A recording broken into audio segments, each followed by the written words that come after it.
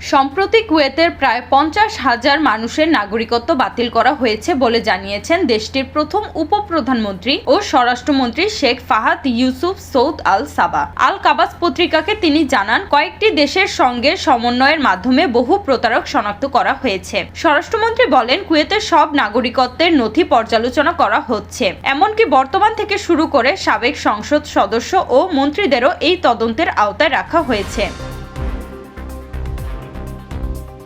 সোমবার 11 আগস্ট আমিরাত ভিত্তিক সংবাদ মাধ্যম দ্য ন্যাশনাল জানিয়েছে, এই অভিযান মূলত সে সব বিদেশিকে লক্ষ্য করে পরিচালিত হচ্ছে যারা অবৈধভাবে কুয়েতে নাগরিকত্ব নিয়েছেন। 1 বছরেরও বেশি সময় আগে কুয়েতে নাগরিকত্বের জন্য গঠিত সর্বোচ্চ কমিটি এসব মামলা যাচাই করে সিদ্ধান্ত নিচ্ছে কারা বৈধভাবে নাগরিকত্ব পাওয়ার যোগ্য। যাদের নাগরিকত্ব বাতিল হয়েছে তাদের অনেকেরই নামও প্রকাশ করা হয়েছে। চলতি বছর অভিযান তীব্র হওয়ার পর থেকে প্রায় 50,000 মানুষের নাগরিকত্ব বাতিল হয়েছে। স্বরাষ্ট্রমন্ত্রী আরও জানান, শিগগিরই নতুন ইলেকট্রনিক জাতীয়তা সনদ চালু করা হবে। কুয়েত দ্বৈত নাগরিকত্ব অনুমোদন করে না।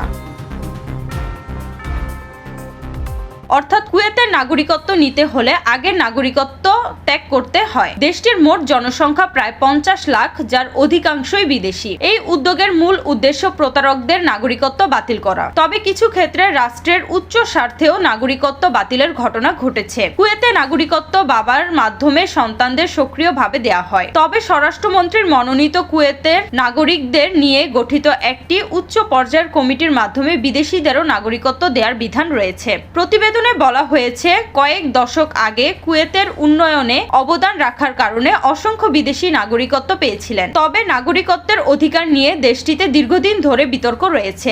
এর মধ্যে অন্যতম হলো প্রায় 1,20,000 রাষ্ট্রহীন মানুষের বেদুইন ইস্যু, যা রাজনৈতিক টানাপোড়েন ও আইনগত জটিলতার কারণে বহু বছর ধরে সমাধানহীন রয়ে গেছে।